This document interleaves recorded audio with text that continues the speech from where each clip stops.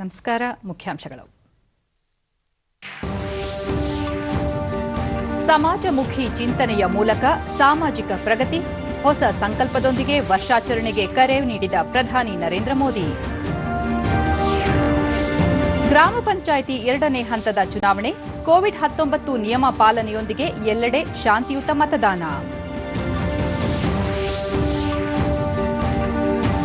ರೈತರ ಅಭ್ಯುದಯಕ್ಕಾಗಿ ನೂತನ ಕೃಷಿ ಕಾನೂನುಗಳ ಜಾರಿ, ಸಂದೇಹಗಳನ್ನು ಚರ್ಚಿಸಿ ಬಗೆಹರಿಸಿಕೊಳ್ಳುವುದು ಅಗತ್ಯ. Rajnath Singh. Melbourne test cricket ಪಂದ್ಯ, ಅಜಿಂಕ್ಯ ರಹಾನೆ ಆಕರ್ಷಕ ಶತಕ, ಮೊದಲ ಇನ್ನಿಂಗ್ಸ್ನಲ್ಲಿ ಮುನ್ನಡೆ ಕಾಯ್ದುಕೊಂಡ ಭಾರತ. ವಾರ್ತೆಗಳ ವಿವರ. ಪ್ರಧಾನಿ ನರೇಂದ್ರ ಮೋದಿ ಅವರು ಮನ್ ಕಿ ಬಾತ್ ಕಾರ್ಯಕ್ರಮದ 72ನೇ ಸಂಚಿಕೆಯಲ್ಲಿ ಆತ್ಮನಿರ್ಭರ್ ಭಾರತ್ನ ಯಶಸ್ಸು, ವನ್ಯಜೀವಿ ಸಂರಕ್ಷಣೆ, ಪ್ಲಾಸ್ಟಿಕ್ ಮುಕ್ತ ಭಾರತ ಸೇರಿದಂತೆ ಅನೇಕ ಪ್ರಮುಖ ವಿಷಯಗಳನ್ನು ಜನತೆಯೊಂದಿಗೆ ಹಂಚಿಕೊಂಡಿದ್ದಾರೆ. ಈ ಕುರಿತು ಒಂದು ವರದಿ.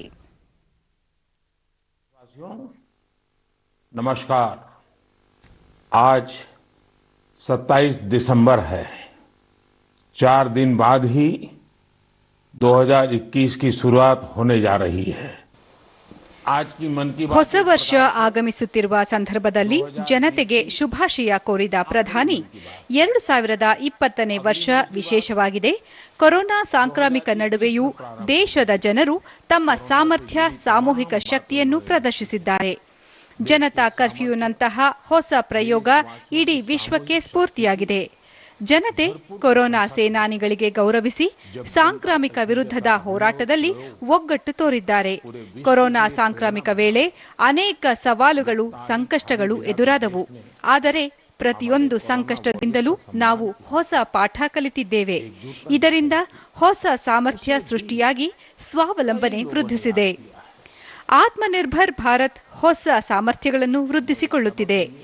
ದೇಶೀಯ ನಿರ್ಮಿತ ವಸ್ತುಗಳಿಗೆ ಬೇಡಿಕೆ ಹೆಚ್ಚುತ್ತಿದೆ ಎಂದರು. अगर शब्दों में कहना है तो इस सामर्थ्य का नाम है आत्मनिर्भरता. कि वेंकट जी ने चिट्ठी के साथ एक चार्ट भी अटैच कर रखा है.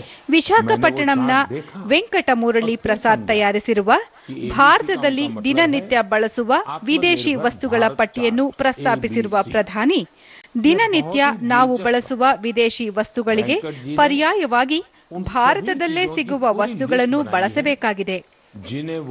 ಇದೀಗ ದೇಶದ ಜನತೆ ದೃಢ ಸಂಕಲ್ಪದಿಂದ ಹೆಜ್ಜೆ ಮುಂದಿಟ್ಟಿದ್ದಾರೆ. ವೋಕಲ್ ಫಾರ್ ಲೋಕಲ್ ಎಂಬುದು ಈಗ ಪ್ರತಿ ಮನೆಯಲ್ಲಿಯೂ ಪ್ರತಿಧ್ವನಿಸುತ್ತಿದೆ. ವಿಶ್ವ ದರ್ಜೆ ಗುಣಮಟ್ಟದ ವಸ್ತುಗಳನ್ನು ತಯಾರಿಸಲು ಕಾರ್ಖಾನೆಗಳು ಮತ್ತು ನವೋದ್ಯಮಗಳು ಸಂಕಲ್ಪ ತೊಡಬೇಕು ಎಂದರು. घर घर में गूंज रहा है. ऐसे में अब यह सुनिश्चित करने का समय है कि हमारे प्रोडक्ट्स विश्व स्तरीय हो. जो भी ग्लोबल बेस्ट हैं वो हम भारत में बनाकर दिखाएं. आज के ही दिन गुरु गोविंद सिंह जी के पुत्रों ದೇಶದ ಸಂಸ್ಕೃತಿ ರಕ್ಷಿಸಲು ಅನೇಕ ಮಹನೀಯರ ಬಲಿದಾನವನ್ನು ಸ್ಮರಿಸಿದ ನರೇಂದ್ರ ಮೋದಿ, ಗುರು ಗೋವಿಂದರ ಪುತ್ರರಾದ ಸಾಹಿಬ್ ಜಾದೆ ಜೋರಾವರ್ ಸಿಂಗ್ ಮತ್ತು ಫತೇಹ್ ಸಿಂಗ್ ಅವರನ್ನು ಇದೇ ದಿನ ಗೋಡೆಯಲ್ಲಿ ಜೀವಂತ ಸಮಾಧಿ ಮಾಡಲಾಗಿತ್ತು. ಪರಂಪರೆ ಮತ್ತು ಸಂಸ್ಕೃತಿ ರಕ್ಷಣೆಗೆ ಚಿಕ್ಕ ವಯಸ್ಸಿನಲ್ಲೇ ಮುಂದಾದ ಅವರು ಬಲಿದಾನವಾದರು. ಈ ತ್ಯಾಗ, ಬಲಿದಾನಕ್ಕೆ ಎಲ್ಲರೂ ಋಣಿಯಾಗಿದ್ದೇವೆ ಎಂದರು. इस शहादत ने हमारी सभ्यता को सुरक्षित रखने का महान कार्य किया. हम सब इस शहादत के कर्जदार हैं. एक बार फिर मैं श्री गुरु तेग बहादुर जी, माता गुजरी जी, गुरु गोविंद सिंह जी और चारों साहिबजादों की शहादत को नमन करता हूं. भारत में लेपर्ड्स यानी तेंदुओं की संख्या में ಭಾರತದಲ್ಲಿ ಚಿರತೆ ಸಂತತಿ ಗಣನೀಯ ಏರಿಕೆಯಾಗುತ್ತಿರುವ ಕುರಿತು ಸಂತಸ ವ್ಯಕ್ತಪಡಿಸಿದ ಪ್ರಧಾನಿ, 2014ರಿಂದ 2018ರವರೆಗೆ ಭಾರತದಲ್ಲಿ ಚಿರತೆ ಸಂಖ್ಯೆಯಲ್ಲಿ 60% ಏರಿಕೆಯಾಗಿದೆ. 2014ರಲ್ಲಿ ದೇಶದಲ್ಲಿ 7,900 ಚಿರತೆಗಳಿದ್ದವು. 2019ರಲ್ಲಿ ಅವುಗಳ ಸಂಖ್ಯೆ 12,852ಕ್ಕೆ ತಲುಪಿದೆ. ಚಿರತೆ ಸಂತತಿ ವೃದ್ಧಿಸುತ್ತಿರುವ ರಾಜ್ಯಗಳಲ್ಲಿ ಮಧ್ಯಪ್ರದೇಶ, ಕರ್ನಾಟಕ ಮತ್ತು ಮಹಾರಾಷ್ಟ್ರ ಅಗ್ರಸ್ಥಾನಗಳಲ್ಲಿವೆ. ಇದೊಂದು ಮಹತ್ತರ ಸಾಧನೆಯಾಗಿದೆ. ಅಲ್ಲದೆ ಹುಲಿ ಸಿಂಹಗಳ ಸಂಖ್ಯೆಯಲ್ಲೂ ಏರಿಕೆಯಾಗುತ್ತಿರುವುದು ಸಂತಸದ ವಿಷಯವಾಗಿದೆ. ಇದಕ್ಕೆ ಕಾರಣಕರ್ತರಾದ ಎಲ್ಲರೂ ಅಭಿನಂದನಾರ್ಹರು. ವನ್ಯಜೀವಿ ಸಂರಕ್ಷಣೆಗೆ ಎಲ್ಲರೂ ಕೈಜೋಡಿಸಬೇಕು ಎಂದರು. साथ ही भारतीय वन क्षेत्र में भी इजाफा हुआ है. इसकी वजह ये है कि सरकार ही नहीं बल्कि बहुत से लोग, सिविल सोसाइटी, कई संस्थाएं भी हमारे पेड़ पौधों और वन्य जीवों के संरक्षण में जुटी हुई हैं. वे सब बधाई के पात्र हैं. तो है ये फोटो एक मंदिर के हैं और बिफोर और आफ्टर के हैं. ಕರ್ನಾಟಕದ ಮಂಡ್ಯ ಜಿಲ್ಲೆ ಶ್ರೀರಂಗಪಟ್ಟಣದ ಶಿವಾಲಯದ ಜೀರ್ಣೋದ್ಧಾರ ಕುರಿತು ಪ್ರಸ್ತಾಪಿಸಿದ ನರೇಂದ್ರ ಮೋದಿ, ಶ್ರೀರಂಗಪಟ್ಟಣ ಹತ್ತಿರದ ವೀರಭದ್ರಸ್ವಾಮಿ ದೇವಸ್ಥಾನ ಶಿಥಿಲಗೊಂಡು ಗಿಡಗಂಟೆಗಳಿಂದ ಆವರಿಸಿತ್ತು. ಇದನ್ನು ಗಮನಿಸಿರುವ ಯುವ ಬ್ರಿಗೇಡ್ ಎಂಬ ಯುವಕರ ತಂಡ ದೇವಾಲಯವನ್ನು ಸ್ವಚ್ಛಗೊಳಿಸಿ ದುರಸ್ತಿ ಮಾಡಿ ಜೀರ್ಣೋದ್ಧಾರ ಮಾಡಿದೆ. ಇಂತಹ ಕಾರ್ಯಗಳು ಯುವ ಜನತೆಗೆ ಮಾದರಿಯಾಗಬೇಕು ಎಂದರು. ये सभी युवा कई अलग तरह के प्रोफेशन से जुड़े हैं. ऐसे में उन्होंने वीकेंड्स के दौरान समय निकाला और मंदिर के लिए कार्य किया. युवाओं ने मंदिर में दरवाजा लगवाने के साथ साथ बिजली का कनेक्शन भी लगवाया. इस प्रकार उन्होंने मंदिर के पुराने वैभव को फिर से स्थापित करने का काम किया. जुनून और दृढ़ निश्चय ऐसी दो चीजें हैं जिनसे लोग हर लक्ष्य प्राप्त कर सकते हैं. अभी हम जिज्ञासा से कुछ नया सीखने और करने की बात कर रहे थे. नए साल पर नए संकल्पों की भी बात कर रहे थे. लेकिन कुछ लोग ऐसे ಹೊಸ ವರ್ಷಕ್ಕೆ ಹೊಸ ಸಂಕಲ್ಪ ಮಾಡಬೇಕೆಂದು ಕರೆ ನೀಡಿದ ಪ್ರಧಾನಿ, ಕೆಲವರು ನಿರಂತರ ಏನನ್ನಾದರೂ ಹೊಸತನ್ನು ಮಾಡುತ್ತಲೇ ಇರುತ್ತಾರೆ.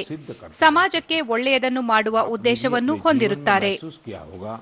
ಗುರುಗ್ರಾಮ್ನ ಪ್ರದೀಪ್ ಸಂಗವಾನ್ ಎಂಬ ಯುವಕ 2016ರಿಂದಲೂ ಹೀಲಿಂಗ್ ಹಿಮಾಲಯಾಸ್ ಎಂಬ ಹೆಸರಿನ ಆಂದೋಲನ ಮುನ್ನಡೆಸುತ್ತಿದ್ದಾರೆ. ತಮ್ಮ ಸ್ನೇಹಿತರು ಮತ್ತು ಸ್ವಯಂ ಸೇವಕರೊಂದಿಗೆ ಹಿಮಾಲಯದ ಅನೇಕ ಪ್ರದೇಶಗಳಿಗೆ ಹೋಗಿ ಪ್ರವಾಸಿಗರು ಬಿಸಾಡಿದ ಪ್ಲಾಸ್ಟಿಕ್ ಮತ್ತು ತ್ಯಾಜ್ಯವನ್ನು ಸಂಗ್ರಹಿಸಿ ಪರಿಸರವನ್ನು ಸ್ವಚ್ಛಗೊಳಿಸುವ ಕೆಲಸ ಮಾಡುತ್ತಿದ್ದಾರೆ. ಹಾಗೆಯೇ ಕರ್ನಾಟಕದ ಅನುದೀಪ್ ಮತ್ತು ಮಿನಿಷಾ ಎಂಬ ದಂಪತಿ ಇಂತಹುದೇ ಕಾರ್ಯದಲ್ಲಿ ತೊಡಗಿದ್ದಾರೆ. ಕರ್ನಾಟಕದ ಸೋಮೇಶ್ವರ ಕಡಲ ತೀರದಲ್ಲಿ ಜನರು ಬಿಸಾಡಿದ ಕಸವನ್ನು ಸ್ವಚ್ಛಗೊಳಿಸುವ ಕಾರ್ಯದಲ್ಲಿ ತೊಡಗಿಸಿಕೊಂಡರು. ನಂತರ ಈ ವಿಷಯ ಸಾಮಾಜಿಕ ಜಾಲತಾಣಗಳಲ್ಲಿ ಅನುದೀಪ್ ಹಂಚಿಕೊಂಡಾಗ ಸಾಕಷ್ಟು ಜನರು ಅವರೊಂದಿಗೆ ಕೈಜೋಡಿಸಿ ಸೋಮೇಶ್ವರ ಕಡಲ ತೀರದಲ್ಲಿ 800 ಕೆಜಿಗಿಂತಲೂ ಹೆಚ್ಚು ಕಸವನ್ನು ಸ್ವಚ್ಛಗೊಳಿಸಿದ್ದಾರೆ. उनकी इतनी शानदार सोच से प्रभावित होकर ढेर सारे युवा उनके साथ आकर जुड़ गए. आप जानकर हैरान रह जाएंगे, इन लोगों ने मिलकर सोमेश्वर बीच से 800 किलो से ज्यादा कचरा साफ किया है. ಇಂತಹ ಕಾರ್ಯಗಳು ಎಲ್ಲ ಯುವಕರಿಗೆ ಮಾದರಿಯಾಗಬೇಕು. ಸ್ವಚ್ಛ ಭಾರತ್ ಅಭಿಯಾನವನ್ನು ಮತ್ತಷ್ಟು ಸಾಕಾರಗೊಳಿಸಲು ಒಂದು ಬಾರಿ ಬಳಸುವ ಪ್ಲಾಸ್ಟಿಕ್ನಿಂದ ದೇಶವನ್ನು ಮುಕ್ತಗೊಳಿಸಬೇಕಾಗಿದೆ. 2021ರ ಸಂಕಲ್ಪಗಳಲ್ಲಿ ಇದೂ ಒಂದಾಗಬೇಕು. ಹೊಸ ವರ್ಷದಲ್ಲಿ ಎಲ್ಲರೂ ಆರೋಗ್ಯದಿಂದ ಇದ್ದು ಕುಟುಂಬದವರ ಆರೋಗ್ಯವನ್ನು ನೋಡಿಕೊಳ್ಳಬೇಕು ಎಂದರು. नए विषयों पर मन की बात होगी. बहुत बहुत धन्यवाद. ಹೊಸ ವರ್ಷದಲ್ಲಿ ಜನತೆ ಆತ್ಮನಿರ್ಭರ್ ಭಾರತ್ನ ಹಾದಿಯಲ್ಲಿ ಸಾಗುವಂತೆ ಪ್ರಧಾನಿ ನರೇಂದ್ರ ಮೋದಿ ಇಂದು ಪ್ರಸಾರವಾದ ಮನ್ ಕಿ ಬಾತ್ ಕಾರ್ಯಕ್ರಮದಲ್ಲಿ ಜನತೆಗೆ ಸ್ಫೂರ್ತಿ ತುಂಬಿದ್ದಾರೆ ಎಂದು ಕೇಂದ್ರ ಮಹಿಳಾ ಮತ್ತು ಮಕ್ಕಳ ಕಲ್ಯಾಣ ಸಚಿವೆ ಸ್ಮೃತಿ ಇರಾನಿ ಹೇಳಿದ್ದಾರೆ. ದೇಶೀಯ ನಿರ್ಮಿತ ವಸ್ತುಗಳ ಖರೀದಿ ಮತ್ತು ತಯಾರಿಕೆಗೆ ಕರೆ ನೀಡಿರುವ ಪ್ರಧಾನಿಯವರು ವೋಕಲ್ ಫಾರ್ ಲೋಕಲ್ ಉಪಕ್ರಮಕ್ಕೆ ಕೈಗಾರಿಕೆಗಳು ಮತ್ತು ಉದ್ಯಮಿಗಳು ಕೈಜೋಡಿಸುವಂತೆ ಪ್ರಧಾನಿ ಕರೆ ನೀಡಿದ್ದಾರೆ. ಈ ಮೂಲಕ ಆತ್ಮನಿರ್ಭರ್ ಭಾರತ್ ಯಶಸ್ಸಿಗೆ ಸ್ಫೂರ್ತಿ ತುಂಬಿದ್ದಾರೆ ಎಂದು ಸ್ಮೃತಿ ಇರಾನಿ ಹೇಳಿದ್ದಾರೆ. साथ ही नव वर्ष में नए संकल्प हम ले पर्यावरण के संरक्षण का, वोकल फॉर लोकल को और आगे बढ़ाते आत्मनिर्भर भारत के सपने को साकार करने के लिए हम सब संकल्पित हों, ऐसा प्रधानमंत्री जी ने आज अपने मन की बात के उद्बोधन में हम सब नागरिकों से आह्वान किया. जिस इकबाल इंसाफ ಕೇಂದ್ರ और इंसानियत ಅಲ್ಪಸಂಖ್ಯಾತ के ವ್ಯವಹಾರಗಳ ಸಚಿವ ಮುಖ್ತಾರ್ ಅಬ್ಬಾಸ್ ನಖ್ವಿ ಪ್ರಧಾನಿಯವರು ಮನ್ ಕಿ ಬಾತ್ನಲ್ಲಿ ಮಾಡಿದ ಭಾಷಣವು ದೇಶದ ವಿವಿಧ ವರ್ಗಗಳ ಜನರನ್ನು ಬಿಂಬಿಸಿದೆ. ದೇಶವಾಸಿಗಳು ಹೊಸ ವರ್ಷದಲ್ಲಿ ಹೊಸ ಆಲೋಚನೆಗಳೊಂದಿಗೆ ಕಾರ್ಯಮಗ್ನರಾಗಲು ಪ್ರಧಾನಿ ಸ್ಫೂರ್ತಿ ತುಂಬಿದ್ದಾರೆ ಎಂದರು. जरूरतमंद चाहे गरीब हो, चाहे किसान हो, चाहे मजदूर हो, चाहे नौजवान हो, आज हजारों की संख्या में केवल एक जगह पर जो है वो प्रधानमंत्री नरेंद्र मोदी जी की मन की बात सुनने के लिए जो हमारे किसान भाई हैं, जो हमारे नौजवान भाई हैं, इतनी बड़ी संख्या में यहाँ पर हर समाज के लोग मौजूद हैं, वो इस बात का प्रतीक है कि प्रधानमंत्री नरेंद्र मोदी जी ने जो देश का मान और सम्मान पूरी दुनिया में बढ़ाया है, उसी तरह से देश की जनता ने भी नरेंद्र मोदी जी पर विश्वास और यकीन पुख्ता किया है. युवा युवतियों के लिए ರೈಲ್ವೆ ಸಚಿವ ಪಿಯೂಷ್ ಗೋಯಲ್ ದೇಶದ ಜನತೆ ಸ್ವಾವಲಂಬಿಗಳಾಗಲು ಪ್ರಧಾನಿಯವರು ತಮ್ಮ ಭಾಷಣದಲ್ಲಿ ಪ್ರೇರೇಪಿಸಿದ್ದಾರೆ. ಉದ್ಯಮಗಳು ಉತ್ಪನ್ನಗಳ ಗುಣಮಟ್ಟ ಹೆಚ್ಚಿಸಲು ಕರೆ ನೀಡಿದ್ದಾರೆ. ಇದರಿಂದ ಜಾಗತಿಕವಾಗಿ ಭಾರತದ ವಸ್ತುಗಳ ಬೇಡಿಕೆ ಪಡೆಯಲು ಸಾಧ್ಯವಾಗಲಿದೆ ಎಂದರು. हम सब उपभोक्ताओं को चिंता करनी चाहिए, हमें फोकस करना चाहिए. जो चीजें भारत में बनती है वो हम भारत की बनी हुई लें. आज इसका प्रधानमंत्री जी की मन की बात, उनका आह्वान को दिल्ली यूनिवर्सिटी के छात्रियां इसको पूरी तरीके से अपनाएंगी और इसको पूरे एक मुहिम की तरह आगे. ದಿನ ಕಳೆದಂತೆ ನೂತನ ಆವಿಷ್ಕಾರಗಳು ತಲೆ ಎತ್ತುತ್ತಿವೆ. ತಂತ್ರಜ್ಞಾನ ವೇಗವಾಗಿ ಬೆಳೆಯುತ್ತಿದೆ. ಪ್ರತಿಯೊಬ್ಬರು ಸದಾ ಮೊಬೈಲ್, ಟಿವಿ, ಕಂಪ್ಯೂಟರ್ಗಳಲ್ಲಿ ತಲ್ಲೀನರಾಗಿರುತ್ತಾರೆ. ವಿವಾಹವಾದ ಆರಂಭದ ದಿನಗಳಲ್ಲಿ ನವದಂಪತಿ ಮಧುಚಂದ್ರಕ್ಕೆ ತೆರಳಿ ಸಮಯ ಕಳೆಯುತ್ತಾರೆ. ಆದರೆ ಇಲ್ಲೊಂದು ಜೋಡಿ ಸಮುದ್ರ ತೀರವನ್ನು ಸ್ವಚ್ಛಗೊಳಿಸಿ ಇಡೀ ದೇಶದ ಜನತೆಗೆ ಸ್ಫೂರ್ತಿಯಾಗಿದ್ದಾರೆ.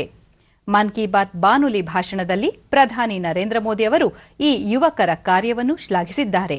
ಈ ಕುರಿತು ಒಂದು ವರದಿ. ಮಧುಚಂದ್ರದ ಸ್ಥಳ ನಿಶ್ಚಯವಾಗದ ಕಾರಣ ಈ ಬೀಚ್ ಸ್ವಚ್ಛಗೊಳಿಸೋಣ ಎಂದು ನಿಶ್ಚಯಿಸಿದರು. ನಂತರ ನಿತ್ಯ ಬಂದು ಸಮುದ್ರ ತೀರವನ್ನು ಸ್ವಚ್ಛಗೊಳಿಸಲು ಆರಂಭಿಸಿದರು. ಕೆಲ ದಿನಗಳು ಇಬ್ಬರೇ ಸ್ವಚ್ಛತಾ ಕಾರ್ಯ ನಡೆಸಿದರು. ಅದನ್ನು ಕಂಡ ಸ್ಥಳೀಯರು ಸಹ ಇದಕ್ಕೆ ಕೈಜೋಡಿಸಿದರು. ಹೀಗೆ ಆಸಕ್ತರೆಲ್ಲ ಅವರಿಗೆ ಕೈಜೋಡಿಸಿ ಬೀಚನ್ನು ಸ್ವಚ್ಛಗೊಳಿಸಿದರು. ಎಲ್ಲರ ಮೆಚ್ಚುಗೆಗೆ ಪಾತ್ರರಾದರು. ಅಷ್ಟೇ ಅಲ್ಲ, ಪ್ರಧಾನಿ ನರೇಂದ್ರ ಮೋದಿ ಅವರು ಸಹ ಮನ್ ಕಿ ಬಾತ್ನಲ್ಲಿ ಈ ಯುವ ಜೋಡಿಯ ಕಾರ್ಯಕ್ಕೆ ಮೆಚ್ಚುಗೆ ವ್ಯಕ್ತಪಡಿಸಿದ್ದಾರೆ. ಯುವ ಜನತೆ ಇಂತಹ ಕೆಲಸಗಳಲ್ಲಿ ತೊಡಗಬೇಕು ಹಾಗೂ ಅವರಿಗೆ ಸ್ವಚ್ಛತೆ ಬಗ್ಗೆ ಅರಿವು ಮೂಡಿಸಬೇಕು ಎಂದಿದ್ದಾರೆ.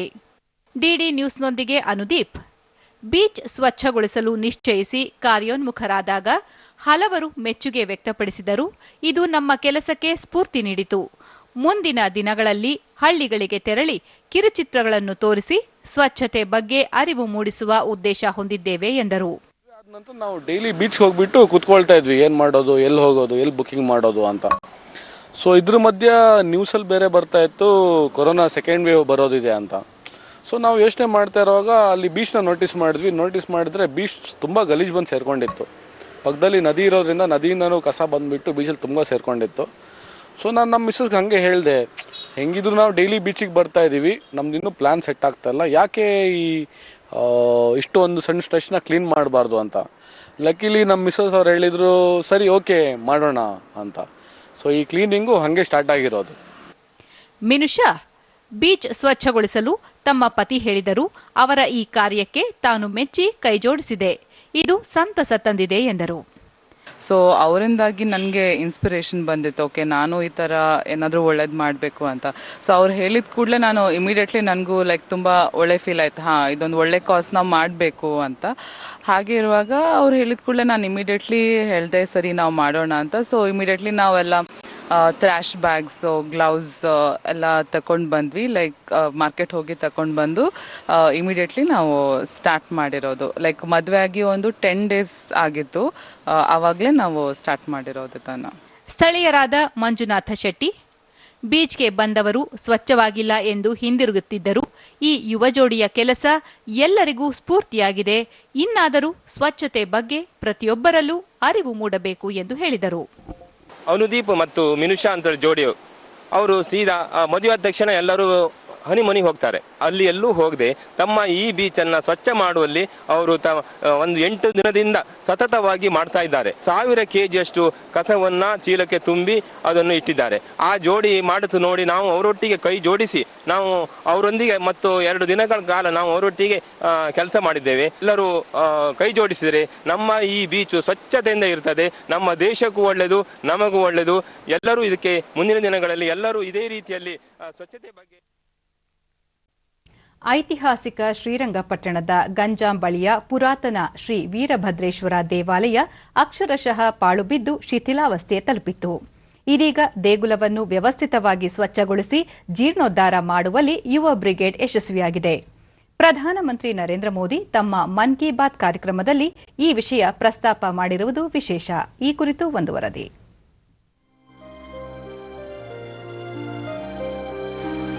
ನಾಡಿನ ಚರಿತ್ರೆಯಲ್ಲಿ ಶ್ರೀರಂಗಪಟ್ಟಣದ ಇತಿಹಾಸ ಅವಿಸ್ಮರಣೀಯ. ಇಲ್ಲಿನ ಹಲವು ದೇವಾಲಯಗಳು, ಧಾರ್ಮಿಕ ಸ್ಮಾರಕಗಳು ಗತಕಾಲದ ಇತಿಹಾಸವನ್ನು ಸಾರಿ ಹೇಳುತ್ತಿವೆ. ಹಲವು ಸ್ಮಾರಕಗಳು ಶಿಥಿಲಾವಸ್ಥೆ ತಲುಪಿದ್ದು ಪುನಶ್ಚೇತನದ ನಿರೀಕ್ಷೆಯಲ್ಲಿವೆ. ಇಂತಹ ಪಾಳುಬಿದ್ದ ದೇಗುಲವೊಂದನ್ನು ಯುವ ಬ್ರಿಗೇಡ್ ಪುನರುಜ್ಜೀವನಗೊಳಿಸಿದೆ.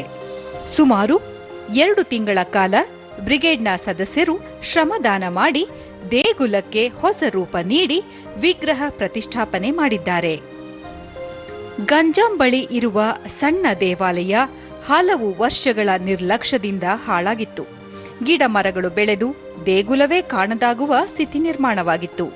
ಇದನ್ನು ಗಮನಿಸಿದ ಯುವಕರ ಪಡೆ ದೇಗುಲದ ಹೊರಾಂಗಣ ಮತ್ತು ಒಳ ಆವರಣಗಳನ್ನು ಸ್ವಚ್ಛಗೊಳಿಸಿದರು. ಹೊರ ಆವರಣದಲ್ಲಿ ಸಸಿಗಳನ್ನು ನೆಟ್ಟು ಆಕರ್ಷಕ ವಾತಾವರಣ ನಿರ್ಮಿಸಿದರು. ದೇಗುಲಕ್ಕೆ ವಿದ್ಯುತ್ ಸಂಪರ್ಕವನ್ನು ಕಲ್ಪಿಸಿ ಕಾಯಕಲ್ಪ ಮಾಡುವಲ್ಲಿ ಯಶಸ್ವಿಯಾದರು. ಇದೀಗ ಈ ಸ್ಥಳ ಸುಂದರವಾಗಿ ನೋಡುಗರನ್ನ ಸೆಳೆಯುತ್ತಿದೆ.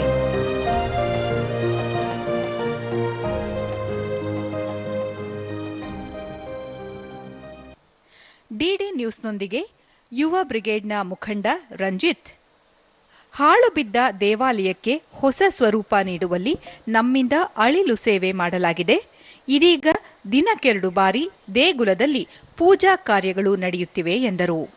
ಯುವ ಬ್ರಿಗೇಡಲ್ಲಿ ಕ್ಷೇತ್ರ ಸ್ವಚ್ಛತೆ ಅಂತ ಒಂದು ಹ್ಯಾಶ್ಟ್ಯಾಗ್ ಮಾಡಿಕೊಂಡು 3 ದೇವಸ್ಥಾನ ಕ್ಲೀನ್ ಮಾಡಿದ್ವಿ.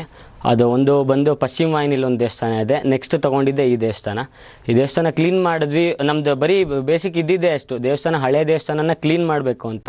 ಈ ದೇವಸ್ಥಾನ ಕ್ಲೀನ್ ಮಾಡ್ಬೇಕಾದ್ರೆ ಸುಮಾರು ಜನ ಇಲ್ಲೇ ಸ್ಥಳೀಯರು ಮತ್ತು ಸುಮಾರು ಜನ ಸ್ಪಾನ್ಸರ್ಸ್ ಮಾಡಿ ಒಬ್ಬರು ಬಣ್ಣ ತೆಕ್ಕೊಟ್ರು, ಆಮೇಲೆ ಒಬ್ಬರು ವಿಗ್ರಹ ತೆಕ್ಕೊಟ್ರು. ಹಾಗೆಯೇ ಈ ದೇವಸ್ಥಾನ ಕಂಪ್ಲೀಟ್ ಜೀರ್ಣೋದ್ಧಾರ ಆಯಿತು. ಒಂದು ಯುವ ಬ್ರಿಗೇಡ್ ನಮ್ಮ ಟೀಮ್ ಸೇರ್ಕೊಂಡು ಒಂದು 20 ಜನ ಡೈಲಿ ಎಲ್ಲ ಕೆಲ್ಸಕ್ಕೆ ಹೋಗೋರೇನೆ. ವೀಕೆಂಡ್ಸ್ನ ನಾವು ಈ ಥರ ಸ್ಪೆಂಡ್ ಮಾಡ್ತೀವಿ. ಮತ್ತು ಈ ದೇವಸ್ಥಾನಕ್ಕೆ ಪೇಂಟ್ ಹೊಡೆದಿರೋದು ನಾವೇ. ಮತ್ತು ಯಾರು ಗಾರೆ ಕೆಲಸದವರು ಪೇಂಟರ್ಸ್ ಯಾರೂ ಕರೆಸಿಲ್ಲ, ಎಲ್ಲ ನಮ್ಮ ವಾಲಂಟಿಯರ್ಸೇ ಕೆಲಸ ಮಾಡಿರೋದು. ಮತ್ತೊಬ್ಬ ಸದಸ್ಯ ಸಂದೇಶ್, ಯುವಕರ ಪಡೆ ಒಟ್ಟುಗೂಡಿ ಮಾದರಿ ಕೆಲಸ ಮಾಡಿದೆ. ಇದೇ ರೀತಿ ಗೋಸಾಯಿ ಘಾಟ್ ರಸ್ತೆಯಲ್ಲಿರುವ ರಾಮ ಮಂದಿರದಲ್ಲೂ ಸ್ವಚ್ಛತಾ ಕಾರ್ಯ ನಡೆಸಲಾಗುತ್ತಿದ್ದು ಸದ್ಯದಲ್ಲೇ ಜೀರ್ಣೋದ್ಧಾರ ಕೆಲಸಗಳು ನಡೆಯಲಿವೆ ಎಂದು ತಿಳಿಸಿದರು. ಸುಮಾರು ಒಂದು 10-15 ವರ್ಷದಿಂದ ಪಾಳು ಬಿದ್ದಿತ್ತು.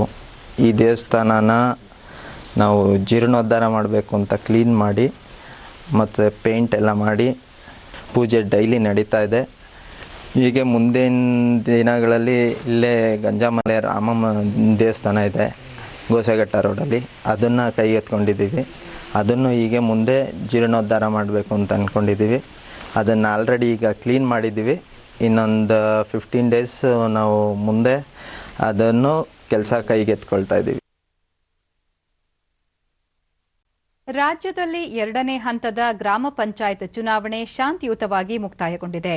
ಮತಗಟ್ಟೆಗಳಿಗೆ ಮತದಾರರು ಉತ್ಸಾಹದಿಂದ ತೆರಳಿ ಮತದಾನ ಪ್ರಕ್ರಿಯೆಯಲ್ಲಿ ಪಾಲ್ಗೊಂಡ ದೃಶ್ಯ ಎಲ್ಲೆಡೆ ಕಂಡುಬಂತು. ಬೆಳಗ್ಗೆ 7 ಗಂಟೆಗೆ ಆರಂಭಗೊಂಡ ಮತದಾನ ಪ್ರಕ್ರಿಯೆ ಸಂಜೆ 5 ಗಂಟೆಯವರೆಗೆ ನಡೆಯಿತು. 109 ತಾಲೂಕುಗಳ 2709 ಗ್ರಾಮ ಪಂಚಾಯಿತಿಗಳಿಗೆ ಚುನಾವಣೆ ನಡೆದಿದ್ದು 1,05,431 ಅಭ್ಯರ್ಥಿಗಳು ಚುನಾವಣಾ ಕಣದಲ್ಲಿದ್ದರು. ಇದೇ ಡಿಸೆಂಬರ್ 22ರಂದು ಮೊದಲ ಹಂತದ ಚುನಾವಣೆ ನಡೆದಿತ್ತು. ಮೊದಲ ಹಂತದ ಚುನಾವಣೆಯಲ್ಲಿ 82.13% ಮತದಾರರು ತಮ್ಮ ಹಕ್ಕು ಚಲಾಯಿಸಿದ್ದರು. ಮತಗಟ್ಟೆಗಳಿಗೆ ಅಗತ್ಯ ಪೊಲೀಸ್ ಭದ್ರತೆ ಒದಗಿಸಲಾಗಿತ್ತು. ಈ 2 ಹಂತಗಳ ಗ್ರಾಮ ಪಂಚಾಯಿತಿ ಚುನಾವಣೆಯ ಮತ ಎಣಿಕೆ ಕಾರ್ಯ ಇದೇ 30ರಂದು ನಡೆಯಲಿದೆ.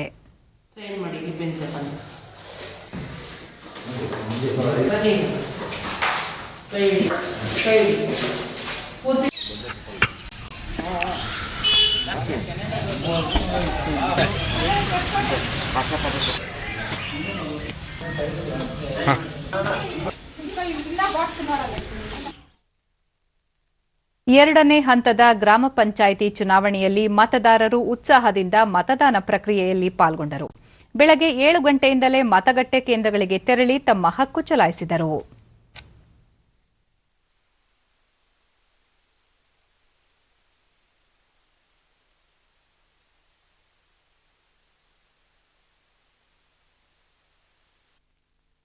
ಉಪಮುಖ್ಯಮಂತ್ರಿ ಲಕ್ಷ್ಮಣ ಸವದಿ ಕುಟುಂಬ ಸಮೇತರಾಗಿ ಬೆಳಗಾವಿ ಜಿಲ್ಲೆಯ ಅಥಣಿ ವಿಧಾನಸಭಾ ಕ್ಷೇತ್ರ ವ್ಯಾಪ್ತಿಯ ನಾಗನೂರು ಪಿಕೆ ಮತಗಟ್ಟೆಗೆ ತೆರಳಿ ತಮ್ಮ ಹಕ್ಕು ಚಲಾಯಿಸಿದರು. ವಿಧಾನಸಭೆ ವಿರೋಧ ಪಕ್ಷದ ನಾಯಕ ಸಿದ್ದರಾಮಯ್ಯ ಮೈಸೂರು ಜಿಲ್ಲೆಯ ಸಿದ್ದರಾಮನಹುಂಡಿ ಗ್ರಾಮದ ಮತಗಟ್ಟೆಯಲ್ಲಿ ಮತ ಚಲಾವಣೆ ಮಾಡಿದರು.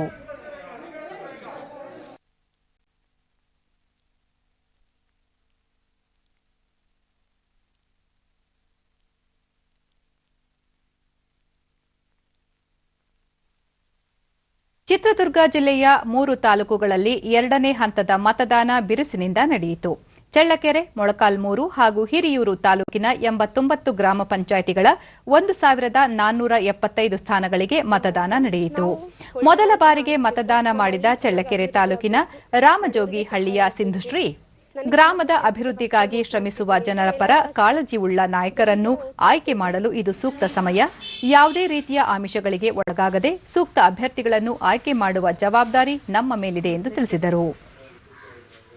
ಮಂಡ್ಯ ಜಿಲ್ಲೆಯ ಶ್ರೀರಂಗಪಟ್ಟಣ, ಪಾಂಡವಪುರ, ಕೆಆರ್ಪೇಟೆ ಹಾಗೂ ನಾಗಮಂಗಲ ತಾಲೂಕುಗಳಲ್ಲಿ ಗ್ರಾಮ ಪಂಚಾಯಿತಿ ಚುನಾವಣೆ ಬಿರುಸಿನಿಂದ ನಡೆಯಿತು.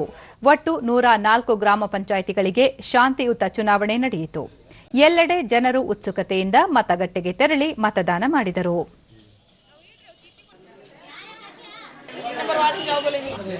ಶತಾಯಿಷಿ ನಿಂಗಮ್ಮ ಪಾಂಡವಪುರ ತಾಲೂಕಿನ ಮತಗಟ್ಟೆಯೊಂದರಲ್ಲಿ ತಮ್ಮ ಮೊಮ್ಮಗನ ಸಹಾಯದಿಂದ ಮತ ಚಲಾವಣೆ ಮಾಡಿದರು.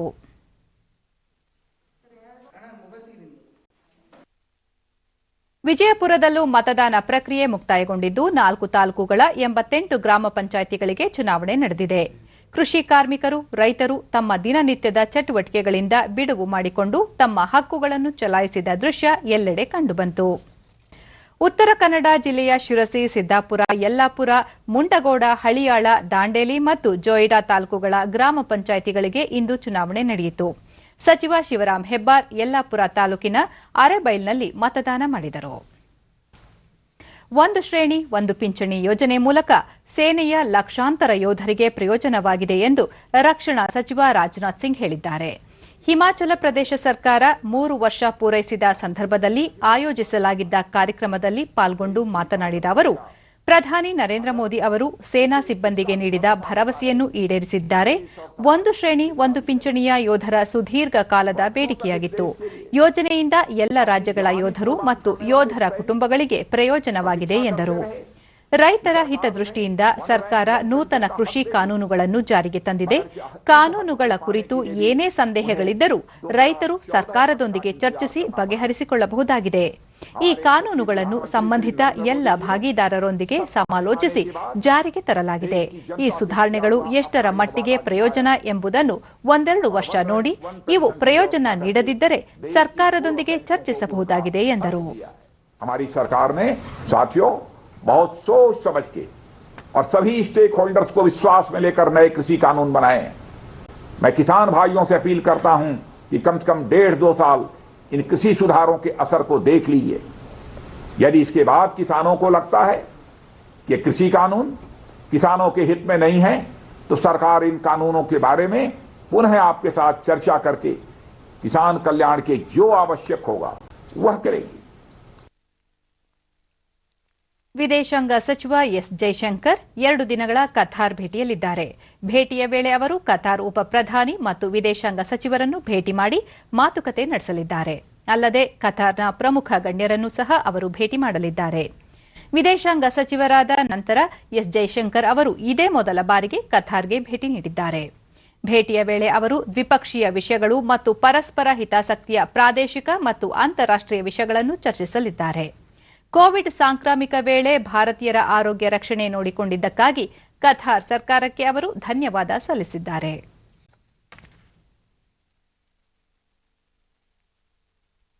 ಕೇಂದ್ರ ಸರ್ಕಾರದ ಕೃಷಿ ಕಾಯ್ದೆಗಳನ್ನು ವಿರೋಧಿಸಿ ದೆಹಲಿ ಗಡಿಯಲ್ಲಿ ಪ್ರತಿಭಟನೆ ನಡೆಸುತ್ತಿರುವ ರೈತರು ಕೇಂದ್ರ ಸರ್ಕಾರದ ಜೊತೆ ಚರ್ಚಿಸಲು 4 ಪ್ರಸ್ತಾವಗಳನ್ನು ಸಲ್ಲಿಸಿದ್ದಾರೆ.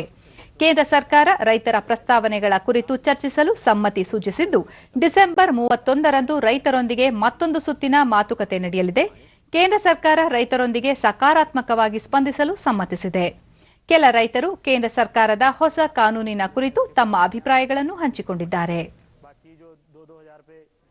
किसान समृद्धि योजना के आते हैं वो हमारे खाते में एसडीज आते रहते हैं, इसलिए 4-5 बार मेरे खाते में आ चुके हैं, तो बाकी हमें इस बिल से कोई विरोध नहीं है जी. हमारे कृषि कार्ड बने हैं, कृषि कार्ड हमारे को बिल्कुल सस्ते दरों पे हमारे को ब्याज देना पड़ता है और हमारे को जो आज तक हमने आड़तियों से ब्याज पे या एडवांस में पैसे लेते थे उनसे हमारे को मुक्ति मिली है.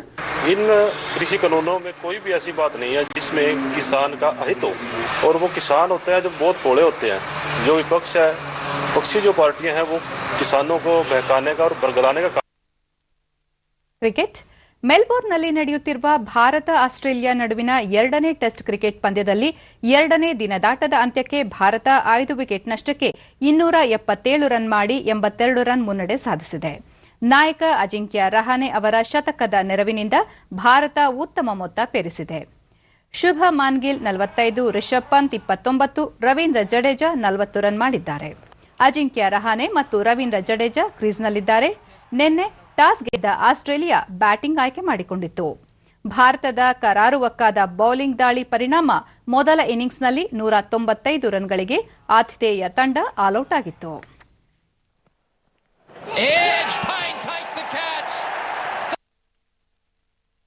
ಇನ್ನು ಹವಾವರ್ತಮಾನ. ರಾಜ್ಯಾದ್ಯಂತ ಒಣಹವೆ ಮುಂದುವರೆದಿದೆ. ಬೀದರ್ನಲ್ಲಿ ಕನಿಷ್ಠ ತಾಪಮಾನ 9.2 ಡಿಗ್ರಿ ಸೆಲ್ಸಿಯಸ್ ದಾಖಲಾಗಿದೆ. ಮುನ್ಸೂಚನೆಯಂತೆ ಮುಂದಿನ 24 ಗಂಟೆಗಳಲ್ಲಿ ರಾಜ್ಯಾದ್ಯಂತ ಒಣಹವೆ ಇರಲಿದೆ. ಬೆಂಗಳೂರು ಸುತ್ತಮುತ್ತ ಶುಭ್ರ ಆಕಾಶ, ಬೆಳಗಿನ ವೇಳೆ ಮಂಜು ಮುಸುಕುವ ವಾತಾವರಣ ನಿರೀಕ್ಷೆ. ಗರಿಷ್ಠ ತಾಪಮಾನ 29 ಹಾಗೂ ಕನಿಷ್ಠ 15 ಡಿಗ್ರಿ ಸೆಲ್ಸಿಯಸ್ ದಾಖಲಾಗುವ ಸಂಭವ.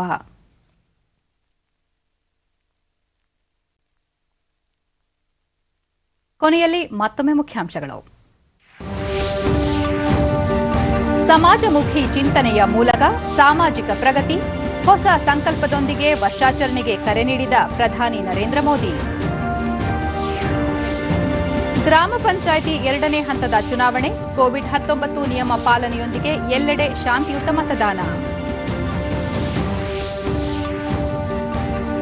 ರೈತರ ಅಭ್ಯುದಯಕ್ಕಾಗಿ ನೂತನ ಕೃಷಿ ಕಾನೂನುಗಳ ಜಾರಿ, ಸಂದೇಹಗಳನ್ನು ಚರ್ಚಿಸಿ ಬಗೆಹರಿಸಿಕೊಳ್ಳುವುದು ಅಗತ್ಯ, ರಾಜನಾಥ್ ಸಿಂಗ್.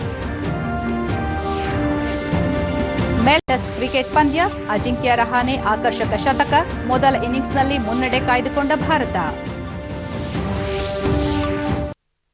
ವೀಕ್ಷಕರೇ ಗಮನಿಸಿ, ನಮ್ಮ ವಾರ್ತಾ ಪ್ರಸಾರವನ್ನು ನೀವು ಡಿಡಿ ಚಂದನ ನ್ಯೂಸ್ ಯೂಟ್ಯೂಬ್ ಚಾನೆಲ್ನಲ್ಲೂ ವೀಕ್ಷಿಸಬಹುದು. ವೀಕ್ಷಕರೇ, ತಪ್ಪದೆ ಮಾಸ್ಕ್ ಧರಿಸಿ, ನೀವು ಸುರಕ್ಷಿತವಾಗಿರುವುದರೊಂದಿಗೆ ನಿಮ್ಮವರನ್ನು ಸುರಕ್ಷಿತವಾಗಿರಿಸಿ. ಸರಿಯಾದ ಕ್ರಮದಲ್ಲಿ ಮುಖಗವಸನ್ನು ತಪ್ಪದೇ ಧರಿಸಿ. ನಮ್ಮ ಮುಂದಿನ ವಾರ್ತಾ ಪ್ರಸಾರ ರಾತ್ರಿ 9 ಗಂಟೆಗೆ ಡಿಡಿ ಚಂದನದಲ್ಲಿ. ನಮಸ್ಕಾರ.